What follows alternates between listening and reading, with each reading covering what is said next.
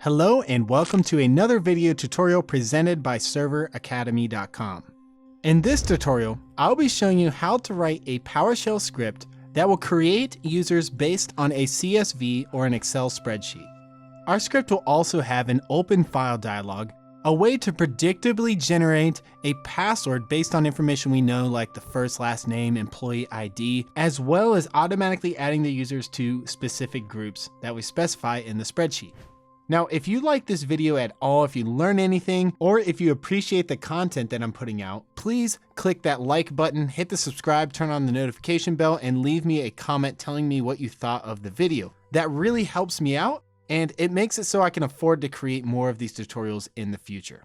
Now, I have a New-ADUser.csv spreadsheet located on the C drive of my computer. If you'd like to download this same spreadsheet that I'll be using for this tutorial, you can click the link in the description. Also on that page, you're going to find the source code for this script, so if you have any trouble, you can just copy and paste from that web page. So now I want to talk about how you can create your own spreadsheet if you'd like. Now I have this example spreadsheet that we'll be using for this tutorial, but you can make a spreadsheet with any format, any columns, and any information you want. The important thing is that when you save the spreadsheet, it's got to be in a comma separated value or comma delimited format. Now, if we right click on the file in Windows Explorer and we look at the raw data, we can see that each column here is separated by a comma. If you see something different, like it's separated by tabs or it's tab delimited, this is not going to work with the import-CSV command in PowerShell. So just keep that in mind. You can make any spreadsheet and include any columns that you'd like. Just make sure that you save it as a CSV and it's comma delimited. To get started writing this script, I'm going to open the PowerShell ISE. I can do that by clicking Start and searching for PowerShell ISE. Once it loads, the first thing I'm going to do is save the script to the C drive, and I'll call it New-ADUser.ps1. Now I'm going to zoom in into this console so you can see what commands I'm typing. Let's start by importing the Active Directory module. So I'll add a comment,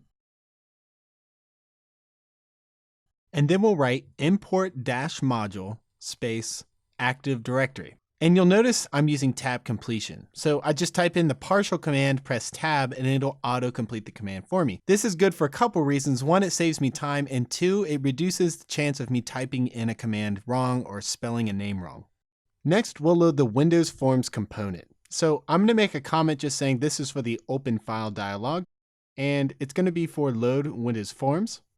We'll type in opening brace followed by system.reflection.assembly and a closing brace.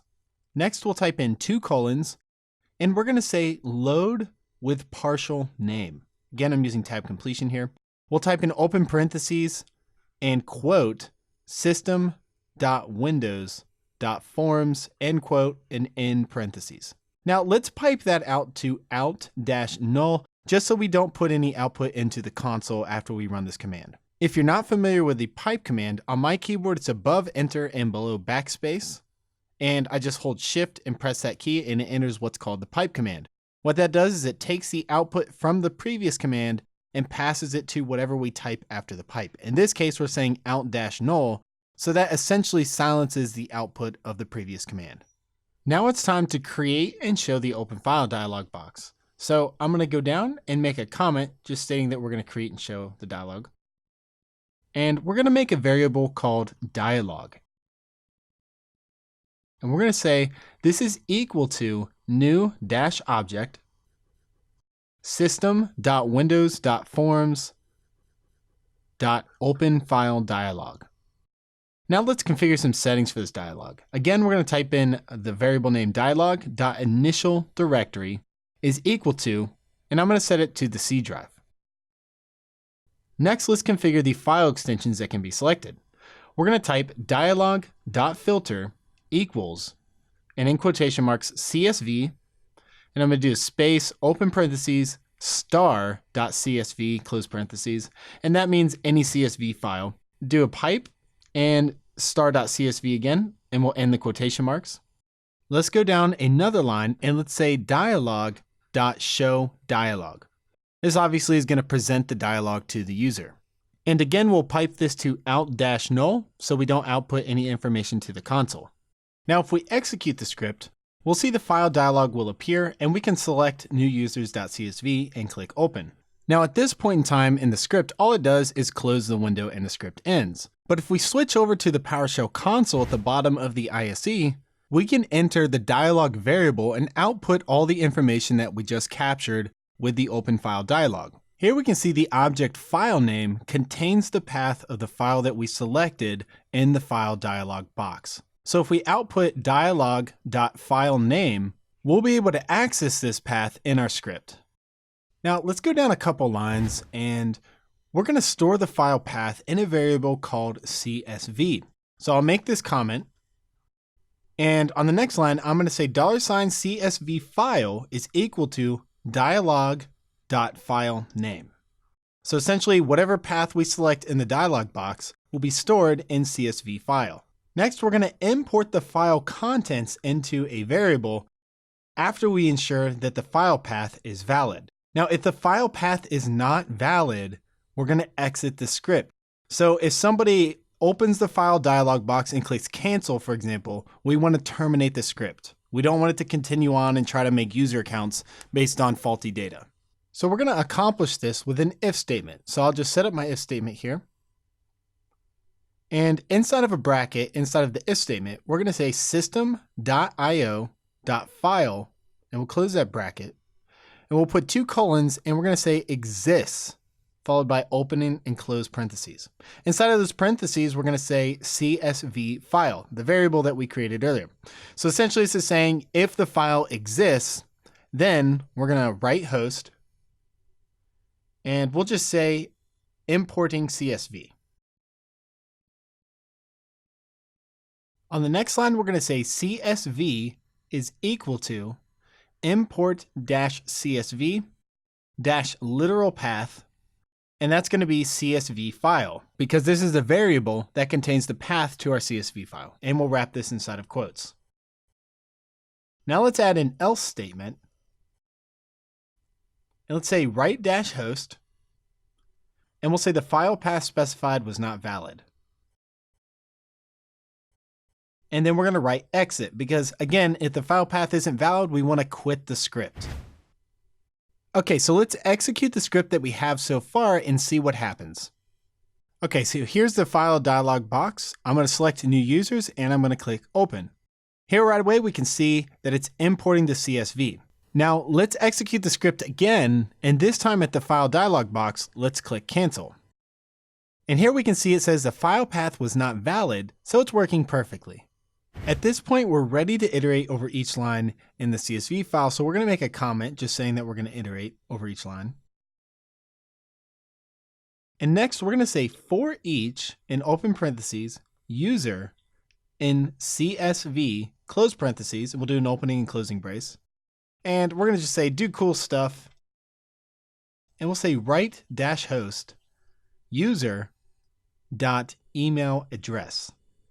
And you can see that it's pre-populating all of the columns in my spreadsheet. Now on the first run, you won't see these auto-populated, so you'll need to type it in manually, or you'll need to run the import-csv command to import it into CSV before that will work. Okay, so let's go ahead and execute this script in the console. I'm going to select New-ADUsers.csv and click open. And here we can see that it output the email addresses of each user in the CSV file, so it's working perfectly.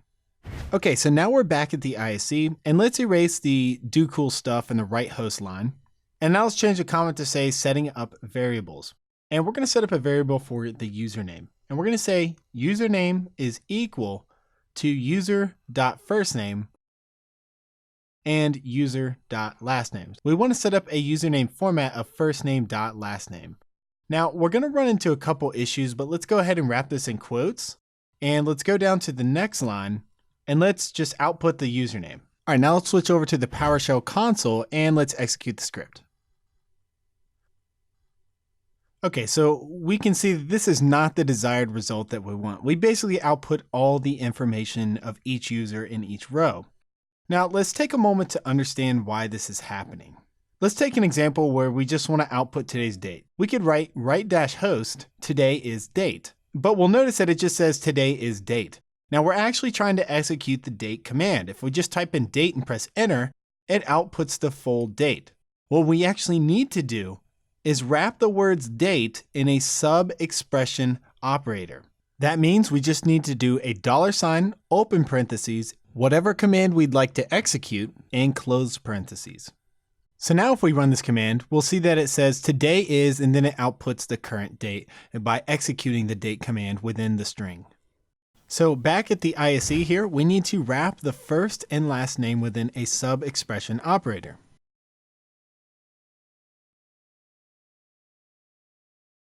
Now let's run the script again and just make sure it's working as desired. So we're going to execute the script. I'll select New-ADUsers.csv, and we can see that it output the first and last name of every user. Now keep in mind we want to do first dot last name, so we need to go back and add a period between the sub-expression operator, and then let's re-execute the script and just make sure that it updates. And here we can see that I have a first dot last name format. So the last thing that we need to do to the username is just make sure that we remove any spaces from the username.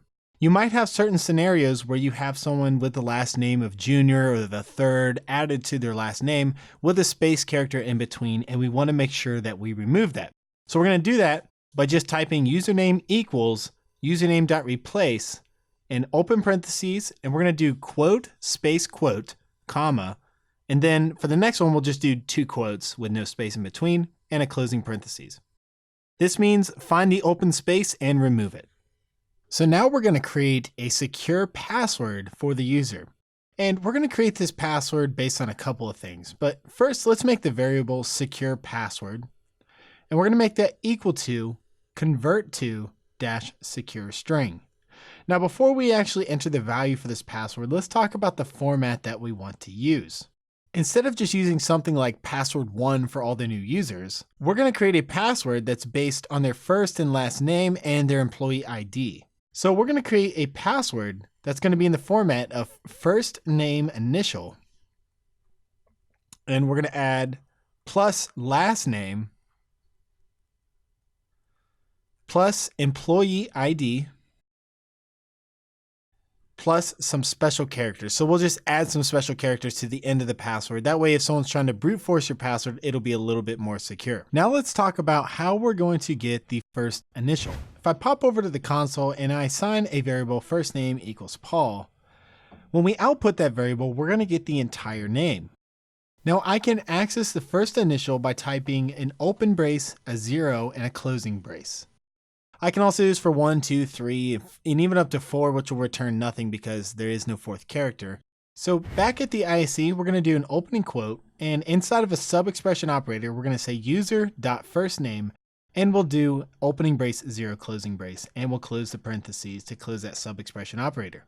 Now we're going to do another sub-expression operator, and this will be for user.lastname. Again, we'll do another sub-expression operator for user.employeeID. And then we're going to do the special characters. And I'm just going to say !, @ and £, or shift 1, 2, 3 on my keyboard. Be sure to add the closing quotation mark. Next, we'll say -as plain text and -force to ensure that the password is created as a secure string. So now it's time to create the Active Directory user. So let's make a comment and just say create AD user. And we're going to run the new-AD-user command.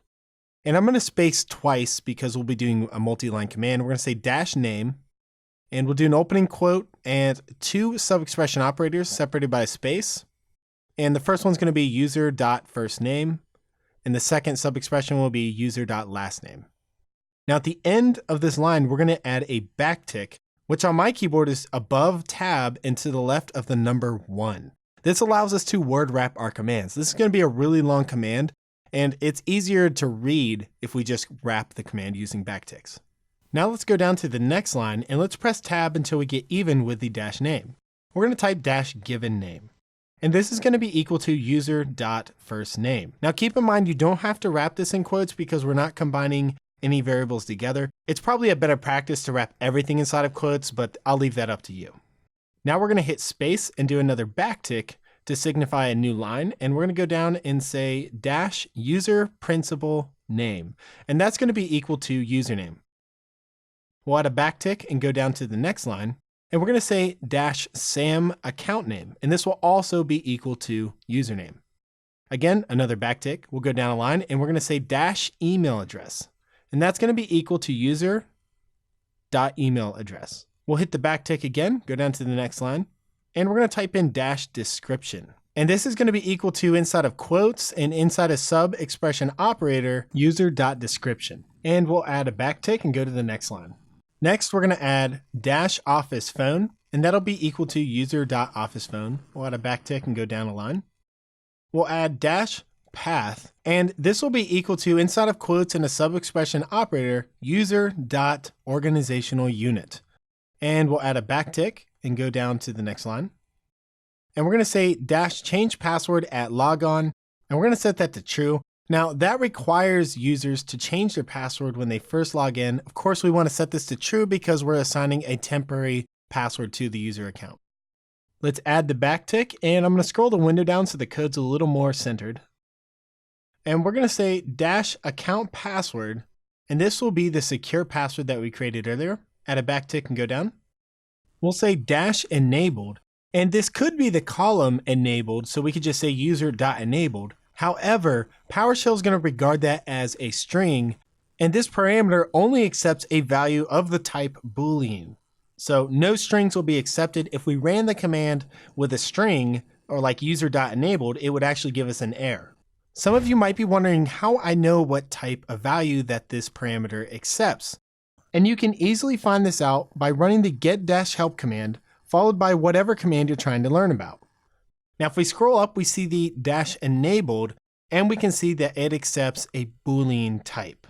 The other way that you would know is you would just execute the command and you would get an error, and it would tell you that it only accepts type Boolean. So if I call user.enabled, we're going to get the value of the column user.enabled, which is false. Now, if we type in user.enabled.getType, open and close parentheses, it's going to tell us the type of value that that has. And here we can see the name of this type is actually a string. So our command only accepts Booleans, so this wouldn't work. What we have to do is convert this to a type Boolean. Now we can do that by, inside of a sub expression operator, typing an opening brace and system.convert, closing brace, and 2 colons, and we're going to say to Boolean, and inside of these parentheses, we're going to say user.enabled. Now, if we execute this command, we get false. Now let's run that command again by hitting the up arrow, and let's add .getType, open and close parentheses, at the end of the command. We're going to see the type is now a Boolean, which is exactly what we need. So back at the ISE, we need to do the same thing. So we're going to wrap this user.enabled in parentheses. We're going to make the outside parentheses a sub expression operator, and we're going to say in an opening and closing brace, system.convert, and this will be to Boolean, and we can delete that parentheses since we already wrapped it. And now we're actually providing a valid Boolean to the parameter. Now let's go down a couple lines, and let's make a new comment and just say that we're going to write to the host that we created a new user, and we'll use the write-host command, and we're going to say, in quotation marks, created, and then the username variable, /, and inside a sub operator, we're going to say user.email address and end quotation marks. You can include more information here if you'd like, but this is all that I'm going to include. So now we need to make an if statement. So let's start by writing the comment of what we want to do.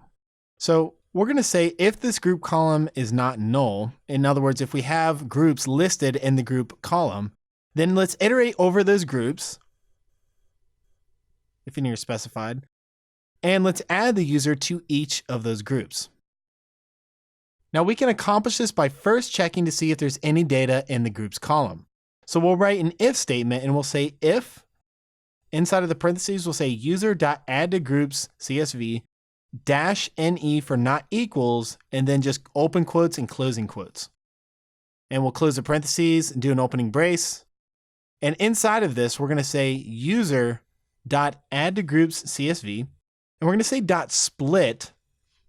And inside of the split, we're going to write a quote and say comma, end quote, and we'll end the parentheses. And we're going to pipe that to a for each command. And we'll do an opening bracket and closing bracket and then go inside the for loop. So essentially what we're saying here is we're going to take the add to groups column if it's not blank, and we're going to split those values based on a comma. Once we split them, it's going to hand us an array, and we're going to iterate over each of these elements with a for each loop. So the pipe means we're taking the output of the split command and we're passing that to our for each so we can iterate over each individual group. Now we're going to run the add-ad group member. And the identity of the group is going to be $_. And this is the array or the current item in the array that we're iterating over. And then we're going to say -members, and we're going to say username and wrap that inside of quotation marks. Now we're going to go down a line and we're going to say write -host and in quotation marks added username to $_, and we're going to say group and close the quotes. So that's just going to output added whatever username we're currently on and then the group name that we added them to. Okay, so now let's go to the end of the script and go down a couple lines. And we're going to say read -host -prompt. And we're going to say script complete ... Press enter to exit. And essentially this is going to pause the script once the script is done running. And this is going to give the user a chance to just review the output and make sure everything went as planned. Once you press enter, the script will exit. So now all that's left to do is to test the script and see if it actually works. So I'm going to go to the C drive. I'm going to right click the script and say run with PowerShell. Here's the file dialog. We'll click our example CSV and click open. And we can see that it created the new users and it added the users to the groups. So let's pop open Active Directory and let's just refresh the OU here. And I can see here that the 3 user accounts for the admin OU were created. Let's double click on Paul.Hill and make sure that the group memberships were indeed added to this user account. Here we can see that it has the domain admins, enterprise admins, and schema admins membership. Now let's go down to the domain users OU, and here we can see the other user accounts that were listed in the CSV have been created. Also, you'll notice that the description says user created by PowerShell script. All right, that's it for this tutorial. I hope you enjoyed this one. Again, if you did, please leave a comment below. If there's anything I can do better, also leave a comment below. I'm always looking to improve. Make sure that you like the video and subscribe and turn on the notification bell so you can get alerted when I make new video tutorials just like this one. Also, if you're interested in learning more about PowerShell administration or Windows Server administration, be sure to check out serveracademy.com as we specialize in providing Windows Server IT training. All right, I'll see you guys in the next video.